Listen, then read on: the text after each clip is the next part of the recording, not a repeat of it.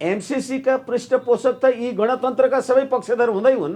अहिले सर्वदलीय बैठक, हालाकि सर्वदलीय होइन, संसदमा निर्वाचित भएका दलहरूको बैठकमा एमाले किन नजाने भन्ने उनले एमसीसी सँगको असहमति भनेन नि, माधव नेपालसँगको असहमति होइन। अब चाहिँ यदि एमसीसी सत्ता गठबन्धनद्वारा पारित हुँदैन भने अब त प्रतिनिधि सभा विघटन हुने हो, सरकार अल्पमतमा परेपछि त विघटन हुने हो। आइपीएस को अभिन्न अङ्ग भएकै छ। भारत र चीन परस्पर दुश्मनी सम्बन्ध सुमधुर नभएका राष्ट्र हुँदै हुन्, अनि त्यसको रण मैदान नेपालमा बनाउनका लागि एमसीसी को गडगडी खोजेको होइन यिनीहरू सबैले। र राष्ट्रघातको यो भन्दा अर्को कुनै उदाहरण हुनै छैन। नेपालको सम्प्रभुता अमेरिकाको पोल्टामा गयो भनेर लेख्यो ज्ञानेन्द्र बहादुर कार्कीले। नेपाली जनता यो कुरा सुन्छन् कि सुन्दैनन् भने? तपाईलाई नेपाली जनताको प्रेसर चाहिँ चाहिने कि तपाईलाई अन्य कुनै शक्तिको प्रेसरमा तपाईँ काम गर्नु? र 2-4 वटा मरेर देश बाँच्छ भनेदेखि देश बाँच्ने कुरा चाहिँ ठुलो हो नि। चिनिया राजदूतले त मध्यरातमा भेटेर त गफ कुराकानी गर्ने काम कार्यवाही गर्छन्। अमेरिकी शक्ति यहाँ प्रवेश गर्यो भनेदेखि चीनको सिमानामा पुग्ने अमेरिकी शक्तिलाई चिनिया शक्तिले त्यत्तिकै सहेर बस्दैन। नेपाल युद्ध क्रीडा स्थल हुन्छ।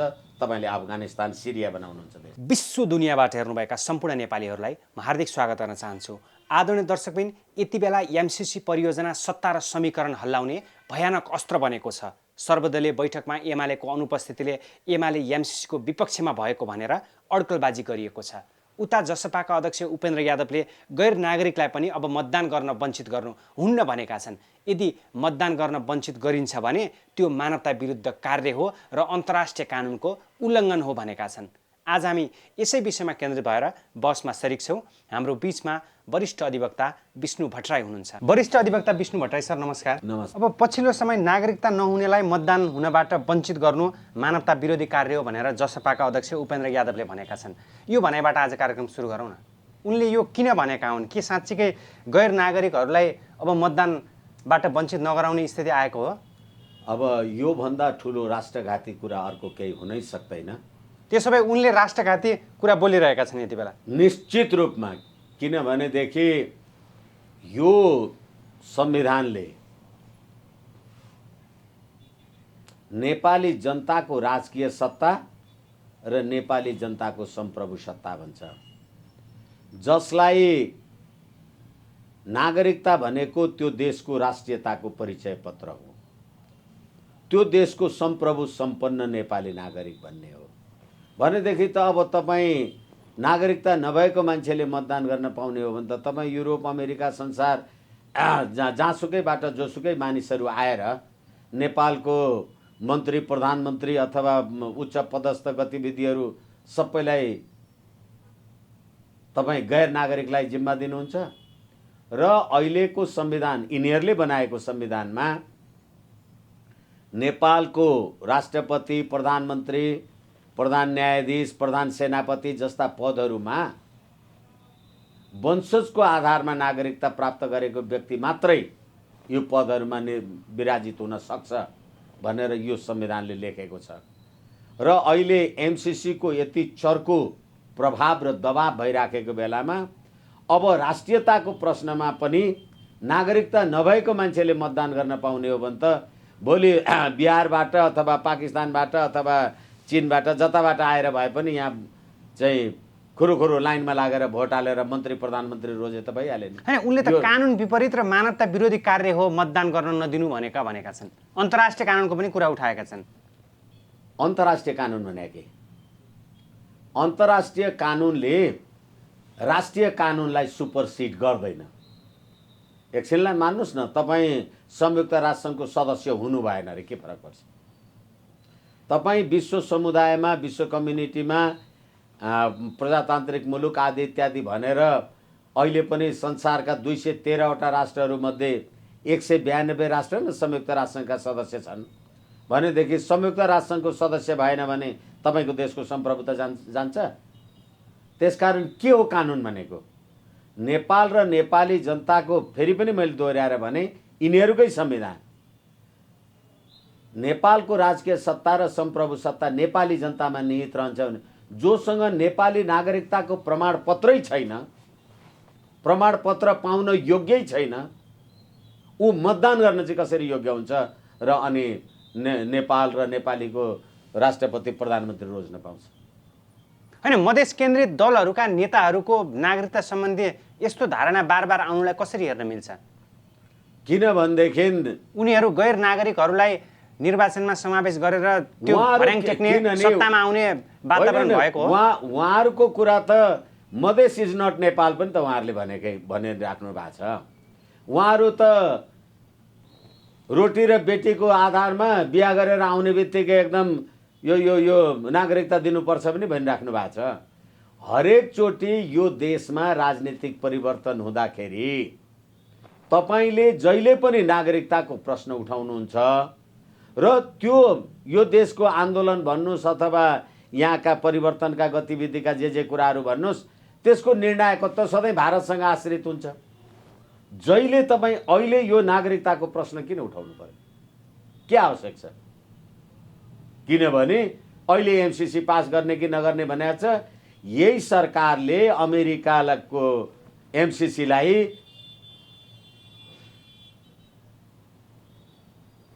यसको दफा 5 को व्यवस्थाले नेपालको सम्प्रभुता अमेरिकाको पोल्टामा परेको देखियो भनेर यही सरकारले भन्छ। त्यही सत्ताको घटक हो नि त। अनि यसलाई किन नागरिकता चाहियो? सत्ताको भर्याङ टेक्नलाई जे पनि बोलिदिने स्थिति आयो होइन नेपालका नेताहरूले। सत्ताको भर्याङ टेक्न एउटा कुरा त सत्य राष्ट्र रह्यो भने तपाईँ सत्ता चलाउनु होला।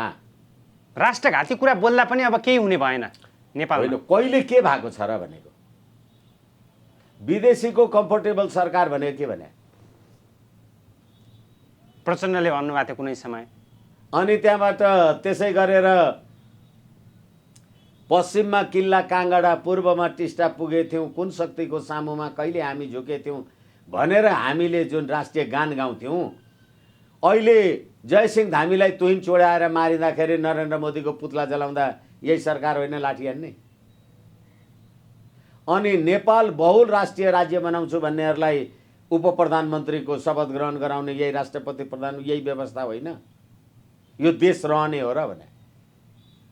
त्यसकारणले गर्दाखेरि गैर नेपालीलाई निर्वाचनमा मतदानको अधिकार दिनु भनेको सम्प्रभुताको समाप्ति गर्नु हो। अब हछुवाको भरमा नागरिकता बाँड्दै जाने हो भने त भोलि देशै नरहला भन्ने स्थिति आउन सक्छ नि त। नेपालमा त्यो स्थिति आइसकेको छ।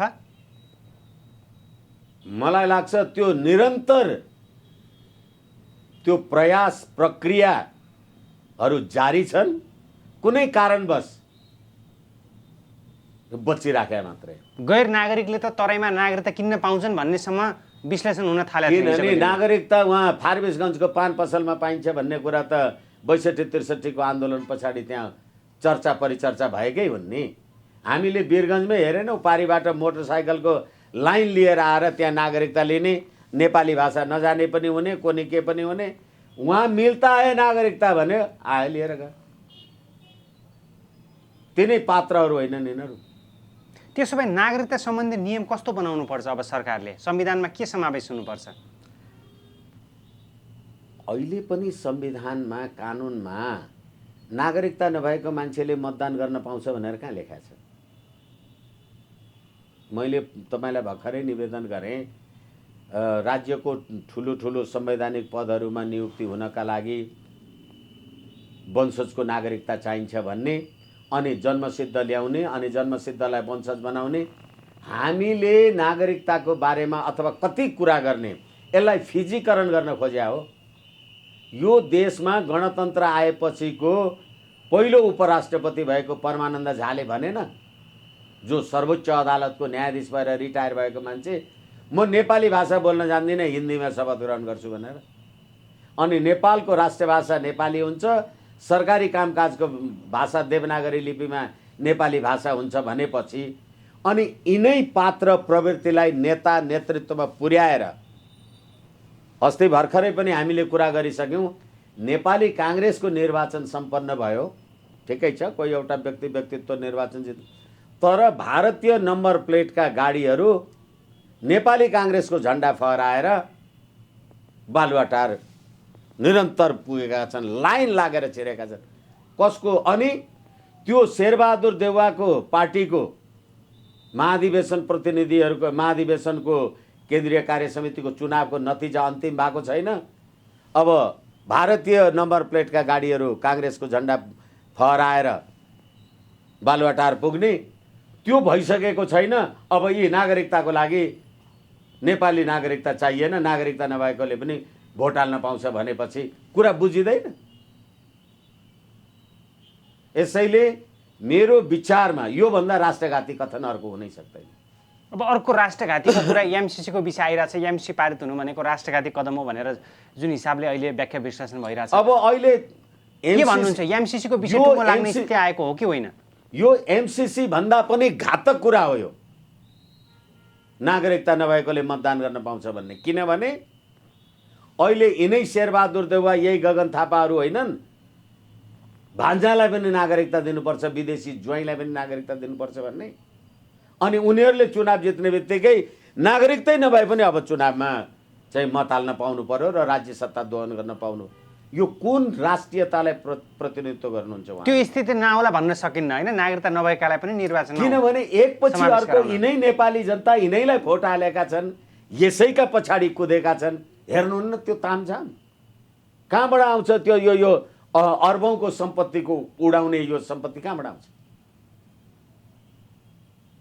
नेपाली जनताको यही हाल, उद्योग धन्दा, कल कारखाना, फ्याक्ट्री, इन्डस्ट्री, विदेशी विनिमय, सञ्चित। अहिले त युरोप अमेरिका जानु पर्यो भनेदेखि तपाईँलाई $200 भन्दा बढी दिँदैन भन्ने पनि खबर आएका छन्। टाट मुलुक भएको छ, तर राजनीतिक दल र राज्य सत्तामा बसेकाहरूको खर्बौं। अस्ति एमालेको महाधिवेशन हेर्नुहोस्, अहिले नेपाली काङ्ग्रेसको हेर्नुहोस्। यो अनन्त यो सम्पत्तिको बहावले यो देशको राष्ट्र, राष्ट्रियता, राष्ट्रिय एकता, अखण्डता, स्वाधीनतालाई प्रतिकूल असर गरेको रहेछ भन्ने कुरा त अहिले उपेन्द्र यादवले नागरिकता नभएको मान्छेलाई मतदान गर्न पाउनुपर्छ। अब अर्को विषयमा ठ्याक्कै एमसिसीको विषयमा त्यो विषयलाई लिएर सर्वदलीय बैठक बस्यो, तर सर्वदलीय बैठकमा एमाले समावेश भएन। यसको अर्थ के हो? एमाले एमसिसीको पक्षमा नदेखिएको हो, पारित गर्ने स्थिति नआएको हो। भलै केपी शर्मा ओलीले गठबन्धन टुक्रिन्छ भने एमसिसी पारित गर्न तयार छौ भन्ने हल्ला बाहिरिए पनि म एबिसी मार्फत आम नेपाली जनताको अगाडि क्षमा चाहौँ सधैँ भन्ने गरेको छु। कति भन्ने भने यो म त आम संसारको मान्छेहरूसँग कुरा गर्दाखेरि पनि अब त गर्ने कि नगर्ने भन्ने। यो सर्वदलीय बैठक हो, यो प्रतिनिधि सभामा उपस्थित भएका दलहरूको बैठक। जसले चुनाव हार्यो, नेपाली जनताको मत त मैले पनि पाएँ नि, मैले 5000 पाएँ, तपाईँ 5001 पाएर पुग्नु भएको न हो। अहिले के प्रतिनिधि सभाका 275 पनि होइन, 165 जुन संसद सदस्य निर्वाचित भएर आएका छन्, तिनीहरू के 3 करोड नेपाली जनताको बहुमतमा छन्? 1.5 करोड भोट पाएको छ तिनीहरूले। त्यसकारणले गर्दा प्रतिनिधि सभामा रहेका दलहरूको सर्वदलीय बैठक हुन सक्छ। तपाईले नेपालको सर्वदलीय बैठक किन बोलाउनु भएन? एक र अर्को कुरा, अहिले नेकपा एमालेको उपस्थिति अनुपस्थितिको कुरामा त्यही संविधान र कानुन अन्तर्गत नेकपा माओवादी केन्द्रको रामबहादुर थापा, बादल, लेखराज भट्ट लगायतका पात्र प्रवृत्तिहरू यही संविधान र कानुन अन्तर्गत फ्लोर क्रस गरेकोमा जागिर गयो। अनि माधव नेपाललाई चाहिँ दल त्याग सम्बन्धी ऐन 2073 बमोजिम ऐन नै नलाग्ने, कानुनै नलाग्ने भनेर नयाँ दल दर्ता गरेपछि त्यो कुन कानुन, संविधान, न्याय, नीति, नैतिकता, राज्य, राजनीति के हो? राजनीतिक दल सम्बन्धी ऐन 2073 ले पार्टी विभाजन गर्नु पर्यो भने केन्द्रीय कार्य समिति र संसदीय दलको 40% चाहिन्छ भनेको थियो। अध्यादेश ल्याउनु भयो, 20% भन्नुभयो। 20% पनि संसदीय दल अथवा केन्द्रीय कार्यालय, केन्द्रीय कार्य समितिको भन्नुभयो। अनि संसदीय दलको 20% ले माधव नेपालहरूले पार्टी ब्रेक गर्नुभयो। उहाँहरूले पार्टी ब्रेक गरेपछि अध्यादेशै फिर्ता लिएर आउनु। यो राज्य चलेको हो यो भनेको। अनि त्यस्तो अवैधानिक, असंवैधानिक बैठकमा नेकपा एमाले किन जाने? तर के हो भनेदेखि अब एमसिसी पास गर्ने कुरामा शेरबहादुर देउवाले त भनेको सार्वजनिक रूपमा सुनिएकै छ, आएकै छन्। होइन, अब चाहिँ यदि एमसिसी सत्ता गठबन्धनद्वारा पारित हुँदैन भने अब त प्रतिनिधि सभा विघटन हुने हो। अब अर्को त 76-5 भन्दा तल त अर्को सरकार बन्ने अवस्था छैन, अर्को गठबन्धन बन्न सक्दैन, बन्न सक्दैन। देउबा र केपी शर्मा ओली मिलेर, जसपा मिलेर मिल्दै सक्ने हो। जसपा यिनीहरू त फेरि पनि आइपिएस अन्तर्गत भारत चीन परस्पर दुश्मनी सम्बन्ध सुमधुर नभएका राष्ट्र हुँदै हुन्। अनि त्यसको रण मैदान नेपालमा बनाउनका लागि एमसिसीको गडगडी खोजेको होइन यिनीहरू सबैले। अनि त्यसमा अब नेपाली नागरिक नभए पनि राज्यमा पुग्न पाइन्छ भनेपछि यो देशै एउटा प्रदेश हो भनिदिए तपाईँको नि। त्यसो भए अहिलेको परिस्थितिमा सत्ता गठबन्धनभित्रै बेमेल उत्पन्न भइरहेछ। उता एमालेको स्थिति पनि राम्रो छैन एमसिसीको पक्षमा। यसले के सङ्केत गर्छ? अब माओवादीले पनि राष्ट्रिय सम्मेलनपछि एमसिसीको विषयलाई अगाडि बढाऊ भनिरहेछ। अनि अब अहिलेसम्म सुनिएको कुरामा, हालाकि यिनीहरू सबै दिल्लीको 12 बुँदे समझदारीका पृष्ठपोषकहरू हुन्, तर अहिलेसम्म जे कुरा देखिराखिएको छ, हिजो जति तिनीहरू सत्ता पक्षहरू जे उपस्थित भए त्यहाँ पनि एमसिसी पारित गर्ने कुरामा सहमति भएन। तर त्यो सहमति नभएको भोलिपल्टै हामी कुरा गरिराखेका छौँ नागरिकता नहुनेले पनि मतदान गर्न पाउनुपर्छ भनेपछि भोलि पारीबाट आएका लाखौँ मान्छेहरूले मतदान गर्न पाएपछि त अनि नरेन्द्र मोदीवाला पक्षधरहरूबाट जे कुरा आयो त्यही त यहाँ पास भइहाल्छ। यहाँले भने चाहिँ फेरि एमसिसीको विषयलाई लिएर जनमत सङ्ग्रह गरौँ भन्नुभएको थियो नि, त्यही स्थिति आयो भने गैर नागरिकहरूले भोट हाल्न पायो भने त। र फेरि अर्को कुरा के भने नेपाली जनताको अभिमत लिने आफ्नो ठाउँमा छ, तर राष्ट्रियताको प्रश्नमा मेरो देशको सम्प्रभुता नै अमेरिकाको पोल्टामा गयो भनेर लेख्ने होइन यो ज्ञानेन्द्र बहादुर कार्की। सम्प्रभुता बाँकी रह्यो। अनि अब अहिले अनि नागरिक नभए पनि भोट हाल्न पाउँछ।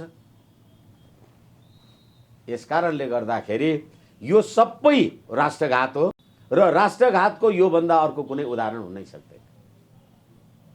त्यसो भए यो राष्ट्रघातमा नेतृत्व अगाडि बढिरहेछ र त्यो नेतृत्वलाई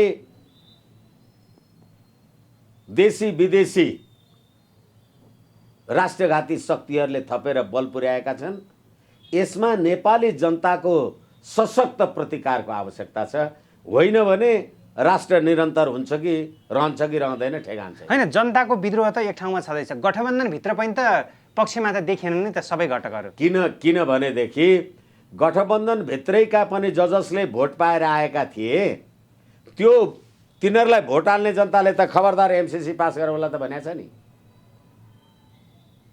र फेरि पनि कतिचोटि भन्ने नेपालको सम्प्रभुता अमेरिकाको पोल्टामा गयो भनेर लेख्यो ज्ञानेन्द्र बहादुर कार्कीले। नेपाली जनता यो कुरा सुन्छन् कि सुन्दैनन् भने मेरो देशको सम्प्रभुता अर्काको पोल्टामा गयो भने तपाईँको देशको सम्प्रभुता अमेरिकाले राखिदिनु पर्यो। अब यस कारणले गर्दा यो राष्ट्रघाती काम त्यति सहजताका साथ पारित हुँदैन। पारित भयो भने तपाईँको राष्ट्रियता सिद्धियो। नेपाली जनताले यसमा आफ्नो क्रियाशील सजगता, सहभागिता, सक्रिय सहभागिता आवश्यक छ र यो दुईटै कुरा राष्ट्रघाती हो। होइन, पारित भयो भने राष्ट्रियता सक्यो भन्नुभएको छ, पारित भएन भने फेरि नेताहरूलाई त प्रेसर छ नि त। फेरि देउबालाई प्रेसर छ, उहाँले भन्नुभएको छ एमसिसी पारित गर्नको लागि। एकैछिन, तपाईँ नेपाली जनताले बनाएको प्रधानमन्त्री कि कसको प्रधानमन्त्री? तपाईँलाई नेपाली जनताको प्रेसर चाहिँ चाहिने कि तपाईँलाई अन्य कुनै शक्तिको प्रेसरमा तपाईँ काम गर्ने? यदि तपाईँलाई विदेशी शक्तिको प्रभाव र प्रेसर छ र त्यस अन्तर्गत काम गर्नुहुन्छ भने तपाईँ राष्ट्रवादी नै होइन। मेरो देशको जनताले अथवा मेरो देशको नागरिकहरूले जे भनौँ, देशवासीहरूले यो कुरामा समर्थन सहमति गरेनन् भन्नलाई तपाईँसँग किन आँट भएन? किनभने तपाईँहरू उहाँहरूको पाल्तु होला। होइन भने हामी जसरी बोलिराखेका छौँ त्यसरी बोल्न तपाईँलाई कसले रोक्यो? र 2-4वटा मरेर देश बाँच्छ भनेदेखि देश बाँच्ने कुरा चाहिँ ठुलो हो नि, सम्प्रभुताको रक्षा चाहिँ ठुलो कुरा हो नि। यसै कारणले गर्दा यी सर्वदलीय बैठक, कोनी के बैठक भने मलाई त्यो भाषा शब्द सुन्दाखेरि पनि विरक्त लागेर आउँछ, उराट लागेर आउँछ। अब राज्यको प्रमुख अङ्ग न्यायपालिका चलायमान छैन, कार्यपालिकाको स्थिति हेर्न सकिन्छ, व्यवस्थापिकाको स्थिति हेर्दाखेरि राम्रो तरिकाले चल्न पाएको छैन, एमालेको अवरोध छ। यी सबै कारणले गर्दाखेरि मुख्य कारण चाहिँ एमसिसी नै हो। यी सबैका परिस्थिति यसको सम्पूर्ण कारक दिल्लीको बाह्रमुदे समझदारी हो र यो देशमा नेता भनेर जति नेपाली जनताले मत हाले होला, जे गरे होला, ती सबै विदेशी शक्तिको पृष्ठपोषक भएको कारणले गर्दा यो राज्य प्रणाली नै नेपाली जनताको प्रणाली होइन। मैले धेरैचोटि भने यिनीहरू गणतन्त्रका प्रेरक होइनन्, सर्जक होइनन्, यी वाहक मात्रै हुन्। अर्काको डोको बोकेर आएका, अर्काको डोको बोकेर नेपाली भूमिमा मिसाएको कुरालाई, बिसाएको कुरालाई नेपाली जनताले प्रतिकार गर्नु पर्यो। देश त राष्ट्र, राष्ट्रियता, राष्ट्रिय एकता, अखण्डता त नेपालीको लागि चाहियो नि।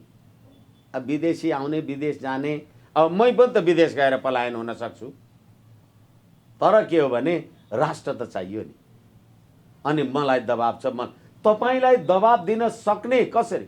तपाईले मलाई दबाब दिएर हेर्नुस् त। हैन, नेपालको इतिहास हेर्दाखेरि नेपालको राष्ट्रिय राजनीतिमा इतिहासदेखि नै बाह्य शक्तिको प्रभाव र हस्तक्षेप भएको कुरा त सर्वव्यापी नै हो नि। होइन, त्यसै कारणले गर्दाखेरि यो क्रमशः जे गर्दै गर्दै अहिले राष्ट्रियता नरहने भन्ने भयो। माइक्रो म्यानेजमेन्टको कुरा आउँछ बारम्बार। त्यसो त विमलेन्द्र निधि भन्ने यो देशको मान्छे उप प्रधानमन्त्री, गृहमन्त्री हुँदा आइजिपी कसलाई राख्ने भन्ने कुरा उहाँ लैनचौर दरबारलाई सोधेकै हो नि त, सार्वजनिक भएकै हो। अब हिजो हुनसक्छ राजा त्रिभुवनकै टाइममा पनि भारतले चाहेर चाहिँ प्रजातन्त्र आयो भने, तर के हो भनेदेखि अब गर्दा गर्दा मुलुकको राष्ट्रियता नै समाप्त हुने, सम्प्रभुता नै अमेरिकाको पोल्टामा पुग्यो भन्ने कुरा आएपछि अब यो अति भयो। यसलाई नेपाली जनताले रोक्नुपर्छ, प्रतिकार गर्नुपर्छ र आफ्नो राष्ट्र, राष्ट्रियता, राष्ट्रिय हित, एकता र जम्मा 55-58 अर्ब नेपाली रुपियाँको लागि राष्ट्रियताको सौदा गर्ने काम राष्ट्रघाती हो, जुन कुरा अहिलेको सरकार, अहिलेका सत्ताधारी दलहरू लागेका छन्। र त्यसभित्रको एक थरी भन्ने एमसिसी संशोधनसहित, एक थरी भन्ने जस्ताको तस्तै 4 वर्ष 5 वर्ष भयो तपाईँले एमसिसीमा सही गरेको, के हेरेर सही गर्नुभयो र अहिले संशोधन भन्नुहुन्छ? देउबाकै कार्यकालमा सही भएको थियो ज्ञानेन्द्र बहादुर कार्की, जोसुकैको कार्यकालमा होस्, नेपालले सही गरेपछि के हेरेर सही गर्नुभयो र अहिले के हेरेर संशोधन भन्नुहुन्छ? होइन, कङ्ग्रेस त संशोधनको पक्षमा छैन नि त, ज्ञानेन्द्र बहादुर कार्की हो नि त एमसिसीमा सम्झौता गर्ने। एकैछिन, त्यही कुरा जस्ताको तस्तै पारित गर्यो भने चाहिँ राष्ट्रघात हुने, त्यही कुरा संशोधन गर्यो भने चाहिँ देश हितमा हुने। अहिले दुई थरी आवाज त सत्ता पक्षमा छ नि। अब त्यसो हो भने काङ्ग्रेसले गरेको सही राष्ट्रघात रहेछ त भन्नु पर्यो नि त पुष्पकमलले, माधव नेपालले, किनभने उनीहरू संशोधन चाहन्छन्। संशोधन नगरिकन पास गर्नु हुँदैन, यो त राष्ट्रिय हित विपरीत छ भनेर त आज पनि अग्निप्रसाद सापकोटा भन्दैछन्। भनेपछि राष्ट्रघातीसँग सरकार चलाएको यो कुराको प्रायश्चित त माओवादीले गर्ने कि नगर्ने त, माधव नेपालले गर्ने कि नगर्ने त? होइन, यो त उच्चतम कुरा पो हो त भन्ने हो भने तिमी 5 दलीय गठबन्धन पास गरेर हेर नि त। होइन, 5 दलीय गठबन्धनले पारित गर्ने स्थिति पनि आएन नि त। प्रधानमन्त्रीले एमसिसी पारित गर्न खोजे, हामी अस्वीकार गर्छौँ भनेर दलले भनिसके। एकछिन, त्यसैले मैले तपाईँलाई भने नेपाली काङ्ग्रेसले पारित गर्छु भन्यो र माओवादीहरूले चाहिँ होइन यो त संशोधन बिना पारित गर्न सकिँदैन भन्ने बित्तिकै जस्ताको तस्तै पारित गर्नुपर्छ भन्ने त राष्ट्रघाती रहेछन् नि त। तिमी त्यो राष्ट्रघातीसँग सरकारमा किन बस्या? छोड। होइन, यो संशोधन गरेर पास गर्नुपर्ने रहेछ भन्ने हो भने आफूले भनेको नमान्ने, संशोधन बिना एमसिसी पास गर्दिन भन्ने माओवादीसँग नेपाली काङ्ग्रेस किन बस्या त? नेपाली काङ्ग्रेस छोड। यस्तो दही चिउरा कुरा गरेर बस्ने अनि राष्ट्रियताको प्रश्नमा जहिले तपाईँहरू कौडी खेले जस्तो यो यो यो दुर्योधन र युधिष्ठिरको जुवा जस्तो गर्ने तपाईँ। होइन, तत्कालीन नेकपाको सरकारमा प्रधानमन्त्री केपी शर्मा ओली हुँदाखेरि एमसिसीको विषयलाई अगाडि बढाउन टेबल गर्नको लागि निर्देशन बारम्बार दिनुभयो, त्यो विफल भयो। अब अहिले प्रधानमन्त्री देउबा हुनुहुन्छ, देउबाले पनि एमसिसी हरदम हर क्षण पारित गर्नुपर्छ, सकेसम्म छिटो अगाडि बढाऊ भनेर भनिरहनु भएको छ। कुन शक्तिले रोकिरहेछ एमसिसी, त्यो कुरा बुझ्न सकिएन। हो, यो राष्ट्रघाती सन्धि सम्झौता हो, यो नेपालको संविधान र सम्प्रभुताभन्दा माथि छ भनेर त ज्ञानेन्द्र बहादुर कार्की आफै चिठी लेख्दैछ। त्यसलाई नेपाली जनताले जुन प्रतिकार गरेका छन् सडकबाट, अभियन्ताहरूले, राजनीतिक सामाजिक अभियन्ताहरूले, नागरिक अभियन्ताहरूले, अनि जनताको अभिमत लिनलाई निर्वाचनमा जाउँ भन्यो भने अनि तिमी चाहिँ चोलेन्द्रको सरकारमा बस्नुपर्ने, अनि एमसिसी पास गर्नु हुँदैन भनेर जनता सडकमा भनिरहेका छन्, जनतालाई आफ्नो अभिव्यक्ति भन्नै नदिने भने तिमीहरू जति यो राष्ट्रिय हित प्रतिकूल काम गर्ने अरू को हो त? होइन भने जनताले भन्थे नि एमसिसी ठिक छ भने ठिकमा हाल्थे, ठिक छ भन्नेलाई भोट दिन्थे, छैन भन्ने छैन भन्नेलाई दिन्थे। तर नेपालको सम्प्रभुता अमेरिकाको पल्टामा गयो भनेर लेख्ने यही सरकार, अनि त्यही सरकारमा बसेर तिमीहरू यो खाने र त्यो खाने गरिरहेका छौ। लाज छैन तिमीहरूलाई? होइन, कुनै त्यस्तो अन्तर्राष्ट्रिय शक्ति छ जसले नेपालमा पश्चिमाहरूको वर्चस्वलाई रोकिरहेको छ, रोकिरहेको होस्? त्यो चीन हुन सक्छ, स्पष्ट रूपमा भन्दा। परोक्ष रूपबाट हुन सक्छ, तर मेरो देशको नेपालको राष्ट्रियता, राष्ट्रिय एकता, अखण्डता, स्वाधीनताका लागि नेपाली जनताकै ताकत पनि हो यो। होइन, जनता सडकमा यति नकराएको भए, जनताको यो आवाज नभएको भए, विदेशीको कम्फर्टेबल चाहने पुष्पकमल दाहाल उसले पनि त गर्थ्यो नि त एमसिसीमा सही। शेरबहादुर देउवाले त भनेकै हो पुष्पकमल र मैले चिठी पठाएँ भनेर। अहिले होइन भन्दैछ त किन? देशभित्रको शक्ति, सशक्त शक्ति र हुन सक्छ विश्व शक्तिको एक नम्बरमा उदीयमान भइराखेको चीनको आफ्नो खालको भूमिका छैन भनेर त भन्न मैले सक्दिनँ। र अवश्य रूपबाट दृश्य अदृश्य हुन्छ। अब हाउवाङसीले त यो देशको राष्ट्रपतिलाई चिनिया राजदूतले त मध्यरातमा भेटेर त गफ कुराकानी गर्ने काम कारबाही गर्छन्। एउटा सामन्त गोयल त मध्यरातमा आएर प्रधानमन्त्रीलाई भेटेर रातभरि गफ कारबाही गर्न सक्छ। प्रवेश सबैको होला, तर निर्णायकत्व नेपाली जनताको छ। यो एमसिसीको पक्षमा नेपाली जनता छैनन् र यो राष्ट्र हितको विरुद्ध छ। त्यसो भए कङ्ग्रेस सरकार चीन परस्त सरकार हो कि होइन? खोइ यो न नर न नारी, यसको यो के हो के होइन के भन्ने हो। यो परमादेशको सरकार, यो त चोलेन्द्र परस्त सरकार, चोलेन्द्र परस्त सरकार। त्यसो भए जनताको सरकार छैन अहिले? नेपाली जनताले तपाईँलाई प्रधानमन्त्री हुनलाई मत दिएछ। नेपाली जनताले तपाईँलाई सूर्य चिन्हमा भोट हालेर पठाएको मान्छेलाई रुखमा भोट हाल्नु भनेर पठाछ। यो पनि सोध्ने कुरा हो, यो पनि भन्ने कुरा हो। नेपाली जनताको सरकार खोइ। एउटा कुनै आम सञ्चारमा वाद प्रतिवाद भएको थियो यो सरकारको पक्ष र विपक्षमा कुरा गर्दा। अहिले सबै संसदमा रहेका सदस्यहरू जनताले चुनेको होइन भन्दै। जनताले चुनेको हो, तर तिमीलाई सरकार बनाउन कसलाई चुन्यो? माधव नेपाललाई चुन्यो, प्रचण्डलाई चुन्यो, शेरबहादुर देउवालाई चुन्यो। नेपाली जनताले तपाईँलाई राज्य सत्ता सञ्चालन गर्नलाई आफ्नो राजकीय सत्ता र सम्प्रभु सत्ता प्रयोग गरेर मतदान कहाँ गर्यो?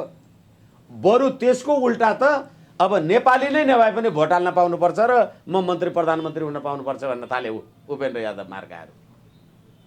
त्यसो भए ठ्याक्कै निष्कर्षमा जाँदाखेरि एमसिसी परियोजना यही अवस्थामा पारित हुनु भनेको राष्ट्रघाती कदम हो, आइपिएस अन्तर्गत हो भनेर व्याख्या विश्लेषण भइरह र त्यो साबित भयो भने र नेताहरूले यदि पारित गर्न खोजे संसदबाट पारित भयो भने त्यो स्थितिमा के हुन्छ? पारित भइसकेपछि जनताले मूल्यमा पारित हुँदैन एक, र अर्को कुरा पारित भयो भने यो देशको राष्ट्रियता रहँदैन दुई, र यदि पारित भएर रसुवा, केरुङ, काठमाडौँ, गोरखपुर यो विद्युत मार्ग सार्ग जे गरेर अमेरिकी शक्ति यहाँ प्रवेश गर्यो भनेदेखि चीनको सिमानामा पुग्ने अमेरिकी शक्तिलाई चिनिया शक्तिले त्यत्तिकै सहेर बस्दैन। नेपाल युद्ध क्रीडास्थल हुन्छ। तपाईँले अफगानिस्तान, सिरिया बनाउनुहुन्छ देश। चीन र अमेरिकाको युद्ध भूमि बन्छ यदि पारित भयो भने। त्यही हो तपाईँको चीन, निष्कर्ष? भारत र अमेरिका। चीन, भारत, अमेरिका। त्यसकारणले गर्दाखेरि यो युद्ध मैदान बन्नबाट बच्नका लागि एमसिसीलाई इन्कार गर्नुपर्छ। ठिक छ, जाँदा जाँदै विश्व दुनियाँका सम्पूर्ण नेपालीहरूलाई के भन्न चाहनुहुन्छ? विश्व दुनियाँका सम्पूर्ण नेपालीलाई निवेदन गर्न चाहन्छु, यो देशको राष्ट्रियता खतरामा दिन 2 गुना रात 4 गुना खतरामा पर्दैछ। त्यसकारण पृथ्वीनारायण शाहले आर्जन गरेको प्रजा मोटा भया दरबार बलियो रहन्छ भन्ने जुन दिव्य बाणी हो, त्यस अन्तर्गत देशको रक्षाका लागि नेपाली जनता क्रियाशील रूपले सडकमा आउनु पर्यो। हस्, समय र विचारको लागि हार्दिक आभार। धेरै धेरै धन्यवाद। हस्, धन्यवाद, नमस्ते।